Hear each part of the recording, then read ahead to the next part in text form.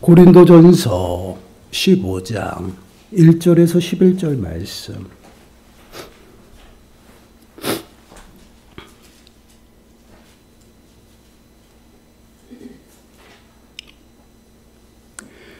우리 찾으셨으면 한 목소리로 함께 읽겠습니다. 형제들아, 내가 너희에게 전한 복음을 너희에게 알게 하노니 이는 너희가 받은 것이요 또 그 가운데 선 것이라.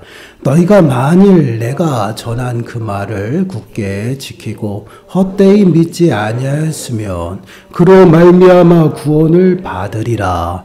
내가 받은 것을 먼저 너희에게 전하였노니 이는 성경대로 그리스도께서 우리 죄를 위하여 죽으시고 장사 지낸 바 되셨다가 성경대로 사흘 만에 다시 살아나사 게바에게 보이시고 후에 12 제자에게와 그 후에 500여 형제에게 일시에 보이셨나니 그 중에 지금까지 대다수는 살아있고 어떤 사람은 잠들었으며 그 후에 야고보에게 보이셨으며 그 후에 모든 사도에게와 맨 나중에 만삭되지 못하여 난 자 같은 내게도 보이셨느니라. 나는 사도 중에 가장 작은 자라. 나는 하나님의 교회를 박해하였으므로 사도라 칭함받기를 감당하지 못할 자니라. 그러나 내가 나된 것은 하나님의 은혜로 된 것이니 내게 주신 그의 은혜가 헛되지 아니하여 내가 모든 사도보다 더 많이 수고하였으나 내가 한 것이 아니요 오직 나와 함께 하신 하나님의 은혜로라. 그러므로 나나 그들이나 이같이 전파하매 너희도 이같이 믿었느니라. 아멘. 지난주에 저희가 이제 복음에 관하여 이제 말씀을 좀 묵상했죠. 이어서 우리가 이제 좀 부활에 관하여 예수 그리스도의 부활에 관하여 함께 말씀을 묵상해 보고자 합니다.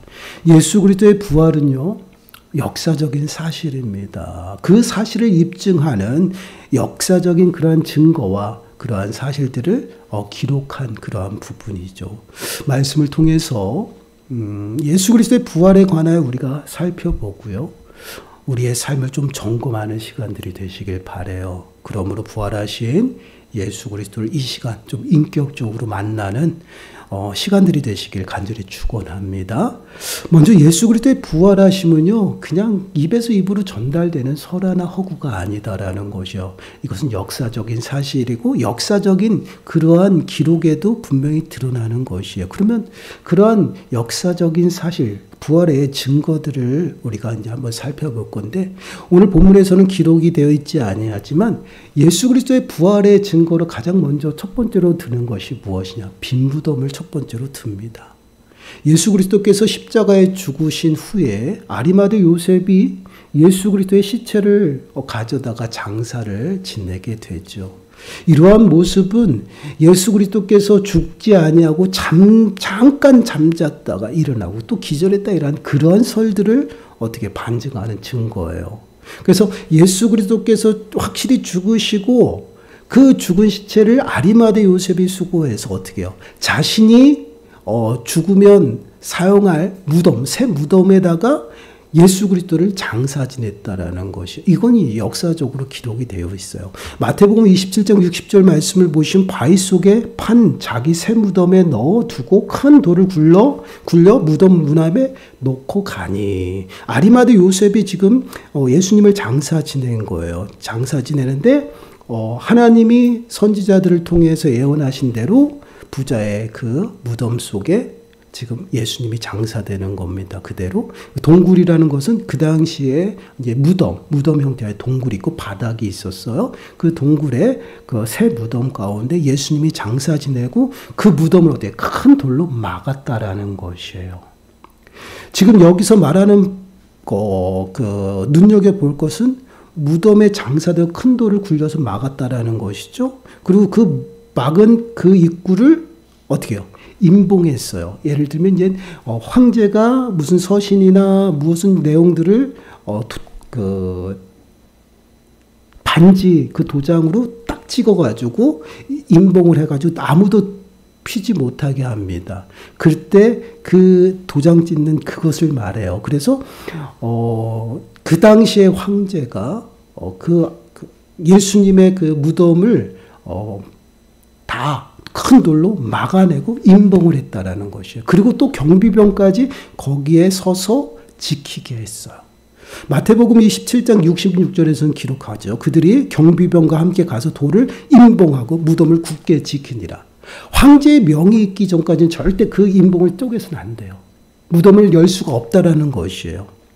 그렇게 경비병이 지킨 상태에 안식일이 지난 첫날 마리아가 올라가죠. 근데 무덤은 어떻게 됐습니까? 큰 바위가 움직이고 사라졌어요. 그리고 무덤이 열려 있었다라는 것이에요. 그리고 그곳에 예수님의 시체가 사라졌어요. 그 모습을 마태복음 28장 11절에서 13절 말씀을 보시면 이렇게 그 사건이 일어난 그때 긴박한이 이제 밀려납니다. 여자들이 갈 때 경비병 중 몇이 성에 들어가 모든 된 일을 대제사장에게 알리니 경비병들은 그 놀라운 기적을 직접 보았죠. 그렇기 때문에 된 일을 대제사장에 가서 알리는 것이에요. 그들이 장로들과 함께 모여 의논하고 군인들에게 돈을 많이 주며 이르되 너희는 말하기를 그의 제자들이 밤에 와서 우리가 잘 때에 그를 도둑질하여 갔다 하라. 그 된 일들을 이야기를 대제사장에게 하니 경비병들을 어떻게 매수하는 거예요. 그런 일은 없었다라는 거죠. 오히려 자기들이 잠자고 있을 때에 제자들이 와서 시체를 훔쳐갔다라고 소문을 내라는 것이에요. 이러한 소문 때문에 제자들이 숨어 있었던 것이에요. 잡히면 어떻게 돼요? 죽거든요. 그래서 숨어 있었던 이유가 이런 것이었어요. 그래서 이로 인해서 제자들이 숨어 있었고요. 그 시체가 없어졌을 때 마리아가 슬피 울 때 어디가 천사들이 예수님이 부활하셨다는 소식을 알려주죠. 그 소식을 제자들에게 가서 전하는 겁니다. 근데 여러분 제자들이 그 소식을 듣고 놀래서 다 와요. 오지만 와서 베드로가 그 무덤에 들어가서 베드로가 본 모습을 기록한 곳이 있어요. 요한복음 20장 6절 7절 말씀 보세요. 우리 함께 읽어보겠습니다. 시작. 시몬 베드로는 따라와서 무덤에 들어가 보니 세마포가 놓였고 또 머리를 쌌던 수건은 세마포와 함께 놓이지 않고 딴 곳에 쌌던 대로 놓여 있더라. 여기서 세마포는 말 그대로 시체를 싼 옷이죠. 하얀 세마포 옷을 말해요. 그리고 수건은 무엇이냐면 턱과 머리가 움직이지 않은 쌈이었던 그 수건을 이야기합니다. 근데 보세요. 세마포와 함께 놓이지 않고 딴 곳에 쌌던 대로 놓여 있었다라는 것이. 이 모습이 무엇이냐면 쉽게 말씀을 드리면 그거예요. 다 시체를 둘둘 말았잖아요. 만약에 시체를 훔쳐가려면 어떻게 해요? 그것을 통째로 가져갔던가 아니면 그것을 풀러가지고 시체를 가져가야 돼. 왜? 그 세마포와 수건이 남아있기 때문에 풀러서 푸른 흔적이 있어야 돼. 그러나 그 시체를 꽁꽁 메었던 그 모습 그대로 지금 세마포와 머리 수건이 그대로 있었다.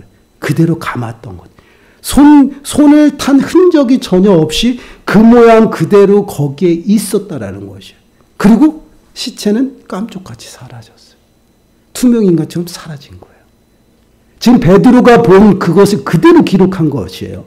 그래서 이러한 모습을 봤을 때 시체를 제자들이 훔쳐갔다라는 게 말이 안 돼. 그대로 그 세마포와 수건을 풀렀다가 다시 그 모양 그대로 해놓을 수가 없다라는 것이에요. 그 모습 그대로 있었고 그것을 통해서 어떻게 해요? 깜짝 놀라 베드로가 다시 제자들이 한 자리에 모여서 서로 의논하고 있었던 것이에요. 이것이 바로 예수님이 부활했다는 증거예요. 그냥 그 예수님의 시체를 이렇게 다시 풀렀다 뺀 그러한 모습이 아니라 그 모습 그대로. 그래서 이 빈 무덤이 예수님께서 다시 부활하셨다는 증거가 되는 게 그것 때문에 그래요. 수건과 세마포가 시체를 싼 그 모양 그대로 흔적도 건드린 흔적도 없이 그대로 남아있었다는 거예요. 그래서 예수님이 부활하셨다는 증거로 빈 무덤을 들고 있어요. 그리고 오늘 말씀에 기록된 것처럼 제자들에게 몸소 나타나셨다는 것이에요. 오늘 5절부터 8절 말씀 보세요. 5절부터 8절 말씀. 게바에게 보이시고 후에 12제자에게와 그 후에 500여 형제에게 일시에 보이셨나니 그 중에 지금까지 대다수는 살아있고 어떤 사람은 잠들었으며 그 후에 야고보에게 보이셨으며 그 후에 모든 사도에게와 맨 나중에 만삭되지 못한 난 자 같은 내게도 보이셨느니라. 지금 게바는 누가? 베드로예요. 베드로에게도 보이셨고 12제자들에게 보내셨죠. 예수님께서 그 예수님의 시체가 사라졌다라는 그 소문 때문에 제자들이 한자리에 모였어요. 근데 한자리에 모였을 때 어땠습니까? 문이란 문을 다 잠궜어요. 그때 갑자기 뿅 하고 예수님이 나타나신 거예요. 깜짝 놀래죠. 귀신인 줄 알아요. 아니다, 내다, 두려워하지 마라. 그리고 예수님인 것을 보고 영접을 하죠. 근데 그 당시에 도마는 없었어요. 그렇죠? 근데 도마에게 예수님이 부활하셨음을 전했을 때 나는 믿지 못하겠다라는 거예요. 그때 예수님이 어디에요? 자신의 손의 못자국과 어떻게 해요? 옆구리 창자국을 만지게 하셨다라는 것이요. 그것을 통해서 도마가 믿었어요. 그리고 더 나가서는요. 예수님께서 제자들과 함께 음식을 드셨다라는 것이. 만약에 제자들이 본 그 예수님의 모습이 환상이었다면 먹을 것을 먹을 수가 없겠죠. 그래서 환상설이 틀렸다라는 것이. 그 부활하셨다라는 것이 제자들에게 나타나고 함께 드시고 더 나가서 12제자에만 나타난 것이 아니에요. 500여 성도에게 함께 나타났다라는. 만약에 개개인에게 나타나서 내가 부활하신 예수님이야 했으면은 이거 개개인이 거짓말 치는 것일 수도 있잖아요. 근데 500명이 모인 그곳에 일시에 바라보게 만났다라는 것이에요. 그리고 더 나가서는 어떻게 해요? 만삭되지 아니한 바울에게 나타나서 만났다라는 것이에요. 바울은 어떤 사람이었어요? 그리스도인을 잡아다가 죽이는 사람이었어요. 그래서 예수 그리스도인들을 어떻게 쫓아가서 어떻게 잡기 위해서 다메섹으로 가는 그런 과정에 다메섹 도상에서 이 부활하신 예수님을 만나요. 그러므로 베드로가 정말 바울이 예수님이 십자가에 죽으시고 부활하심을 직접적으로 만나서 내가 믿어진 거예요. 그래서 이제 그 바울이 어떻게 됩니까? 이방인의 선교자로서 부름을 받아서 사도의 그 일들을 감당하게 되는 것이죠. 만약에 이 부활의 증거가 또한 부활하신 예수 그리스도께서 거짓말이다라고 하면 제자들과 또한 많은 예수님을 만난 자들이 목숨을 내놓고 복음을 증거할 필요가 없어요. 그것이 증거라는 것이에요. 부활하신 예수 그리스도, 그러니까 십자가에 죽은 예수님께서 부활하심으로 그가 진정한 하나님의 아들이심을 보여주신 거예요. 그래서 그로 말미암아 그것을 그 부활하신 예수님을 만나고 그제서야 비로소 예수님을 그리스도로 고백하며 복음을 전하는 것이에요. 그래서 부활하신 예수님을 만난 베드로는요, 자신이 예수 그리스도께서 십자가에 못 박히시기 전에 붙잡혔던 그 공회 장소에서요, 담대하게 너희들이 십자가에 죽인 예수님, 그 예수님이 하나님의 아들 그리스도라는 것을 담대하게 선포해요. 그리고 그리스도인을 잡아서 죽이던 자 사도 바울은 어떻습니까? 오히려 그 죽이던 그들이 전하는 복음을 전하게 된다. 왜 그렇습니까? 살아 계시기 때문에. 죽은 자 가운데서 다시 살아나셔서 생명을 주신 분이 바로 예수님이라는 것을 내가 만나고 고백했기 때문에 그 사실을 내가 믿어지는 거예요. 그래서 그 예수 그리스도를 전하는 자가, 잡아서 죽이는 자가 전하는 자로 바뀌었다라는 것이에요. 이것이 무엇을 의미해요? 살아계신 예수 그리스도, 부활하신 예수 그리스도를 만나게 되면요, 우리의 심령들이 변화가 나타난다라는, 왜 그렇습니까? 믿어지는 것이에요. 우리를 위해서 십자가에 죽으시고 부활하셨으면 내가 인격적으로 만남으로 믿어지는 것이에요. 그 믿어지는 순간부터 내 삶 가운데, 내 심령 가운데 어떤 일이 나타나? 변화가 나타난다라는 것이에요. 자, 9절 말씀 보세요. 나는 사도 중에 가장 작은 자라. 나는 하나님의 교회를 박해하였으므로 사도라 칭함받기를 감당하지 못할 자니라. 예전에는 어떤 자였어요? 잡아 죽이는 자였어요. 박해하는 자였어요. 핍박하고요, 죽이는 자였던 그 사울이 예수 그리스도, 부활하신 예수 그리스도를 만남으로 어떻게 변해요? 이제 복음을 전하는 자, 생명을 전하는 자가 됐다라는 것이에요. 자, 10절, 11절 말씀 보세요. 그러나 내가 나 된 것은 하나님의 은혜로 된 것이니 내게 주신 그의 은혜가 헛되지 아니하며 내가 모든 사도보다 더 많이 수고하였으나 내가 한 것이 아니 오직 나와 함께 하신 하나님의 은혜로라. 그러므로 나나 그들이나 이같이 전파하며 너희도 이같이 믿었느니라. 우리가 믿어지는 것은요, 성령을 통해서 믿어지는 것이에요. 그러나 우리가 인격적으로 부활하신 예수 그리스도를 내 삶 가운데서 만나는 겁니다. 만남으로 인해서 그분이 살아계심을 내가 고백하게 되고 믿어지게 되는 것이에요. 이것이 복음이에요. 그래서 복음의 핵심은 무엇입니까? 십자가와 부활이라는 것이에요. 십자가를 통해서 나를 위해서 죽으셨고요. 나를 위해서 부활하셔서 나를 사망에서 생명으로 옮기신 거예요. 이것이 바로 구원이에요. 이것이 바로 십자가의 능력입니다. 그래서 죽은 자를 다시 살리는 거예요. 여러분 고린도전서 1장 18절 말씀 보세요. 십자가의 도가 멸망하는 자에게는 미련한 것이요 구원을 받는 우리에게는 하나님의 능력이라. 십자가를 온전히 따라가고 그 십자가의 길을 온전히 걸어갈 때에 하나님의 능력이 우리들의 삶 가운데 나타나는 것이에요. 예수 그리스도의 그 핏뿌림을 통해서 우리가 거룩하고 흠없고 책망할 것이 없는 모습이 온전히 되어서 하나님 앞에 서는 것이고요. 더 나아가서 부활하신 예수 그리스도를 통해서 우리 또한 부활의 산 소망을 가지고 장차 임할 하나님의 나라를 바라보며 소망 가운데 살아가요. 이것이 능력이에요. 그러나 여러분 십자가의 도가 믿지 않는 자들 모르는 자들에게는 어때요? 미련한 것이에요. 왜요? 십자가는 하나님의 저주예요. 나무에 달린 자들은 하나님의 저주를 받았다라고 했기 때문에 그 저주 아래 태어나는 모든 사람들이에요. 그렇게 미련한 것이죠. 왜 죄도 없는 사람이 왜 거기서 죽어요? 그렇게 이야기한다라는 거예요. 그러나 그 십자가가 있어 부활하신 예수님이 있고요. 부활하신 예수 그리스도를 만남으로 내가 예수 그리스도를 믿음으로 고백하는 것이고 더 나아가서는 어때요? 그 믿음 가운데서 그 부활하신 예수님을 전하는 것이에요. 사도 바울이 분명히 이야기합니다. 내가 만나고 내가 믿은 내가 먼저 접한 그 복음을 내가 너희에게 전한다라는 것이에요. 전도는 바로 이런 것이에요. 나를 통해서 예수 그리스도께서 십자가에 죽으시고 부활하신 그 부활의 예수 그리스도를 만난 그 복음을요. 내가 만난 예수님을 내가 전하는 것이에요. 그게 능력이에요. 그것을 통해서 그들이 믿어지는 것이고 그것을 통해서 놀라운 변화들이 나타나는 것이에요. 바로 이것이 이제 부활의 증거입니다. 왜 기독교가 능력이 있고 생명이 있느냐? 예수 그리스도께서 부활하셔서 지금도 살아계시기 때문에 그 복음은요. 능력 있고 살아 움직이는 것이에요. 그래서 믿음은요. 살아 움직여요. 행함으로 믿음이 나타나는 것이에요. 행함이 없는 것은 어떻게 해요? 다 죽은 것이다라고. 우리가 믿는 것이 뭐예요? 복음이에요. 십자가의 죽으심과 부활하심. 나를 위해서 예수 그리스도께서 십자가에 죽으시고 나를 위해서 부활하셔서 나를 영원한 생명 가운데 인도하셨다라. 그것을 믿고 이제는 하나님 우편에서 예수 그리스도께서 나를 위해서 중보하고 계시다는 것을 고백하는 거예요.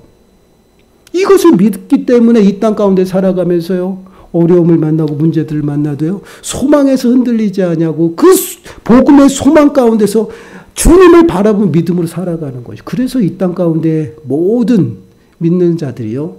믿음으로 말미암아 살아갈 때 승리의 삶을 살아간다는 이게 복음이에요. 요한일서 2장 1절 말씀을 보시면 이렇게 말씀을 해요. 나의 자녀들아 내가 이것을 너희에게 쓰면 너희로 죄를 범하지 않게 하려 함이라. 만일 누가 죄를 범하여도 아버지 앞에서 우리에게 대언자가 있으니 곧 의로운 예수 그리스도시라. 우리를 위해 대언자가 있다. 곧 예수 그리스도. 예수 그리스도를 통해서 하나님 앞으로 나가는 길이 열렸어요. 그 길 속에서 우리는 너무나도 연약해서 쓰러지고 자빠지고 또한 불의를 행할 때가 있어요. 그런데 그 불의 가운데 우리가 또다시 엎드려서 예수 그리스도의 보혈로 깨끗함을 받고 또한 죄 용서를 받는 것은요. 예수 그리스도께서 하나님 우편의 대언자로 계시기 때문이다라는 것이에요. 끊임없이 우리를 위해서 기도하죠. 끊임없이 중보하셔요. 그래서 우리의 중보자가 되신다라. 디모데전서 2장 5절 말씀 보세요. 하나님은 한 분이시요. 또 하나님과 사람 사이의 중보자도 한 분이시니 곧 사람이신 그리스도 예수라. 우리를 위해서 끊임없이 기도하고 우리를 위해서 끊임없이 하나님 앞에 변호하는 그러한 모습을 통해서 우리가 매일매일 하나님의 은혜로 살아간다라는 거예요. 이것이 구원받은 백성들의 모습이에요. 사랑하는 여러분, 우리 기독교는요, 십자가의 종교입니다. 더 나아가서는 부활의 종교예요. 십자가와 부활은요, 뗄 수가 없는 것입니다. 십자가를 말하는 것은 부활을 말하는 것이고요. 부활을 말하는 것은 십자가의 고난을 말하는 것이에요.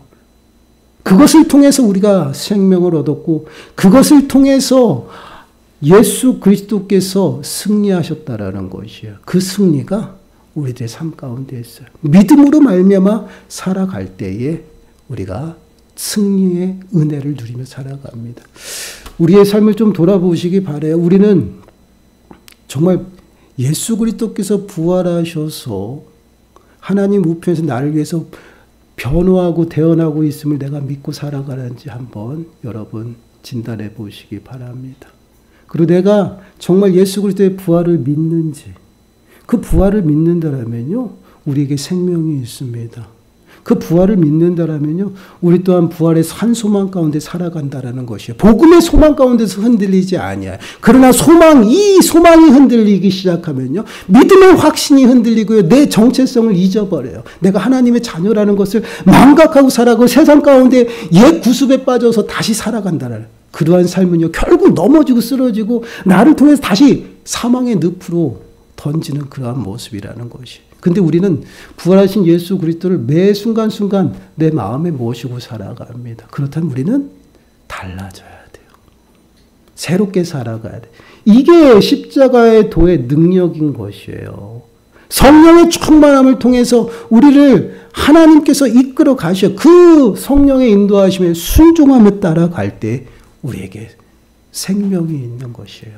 사랑하는 여러분, 우리는 정말 성령의 인도하신 가운데 살아가고 있는지 한번 돌아보세요.